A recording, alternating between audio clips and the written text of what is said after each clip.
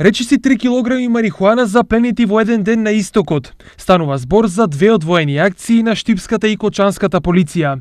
Кај штипјанецот 33 годишник со иницијали БМ, дрогата е пронајдена во неговиот дом.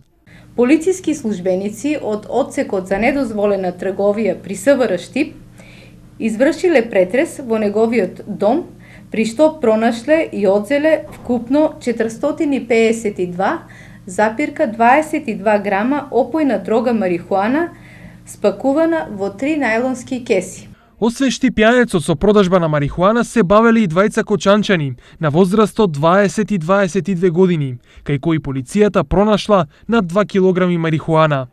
Извршен е претрес во домот и други простории на прво пријавената во Кочани, при што биле пронајдени и одземени опојна дрога марихуана со вкупна нето тежина од 2 килограми и 245 грама, 133 таблети, за кои дополнително ќе добиеме вештачење од Министерството за внатрешни работи и дигитална вага.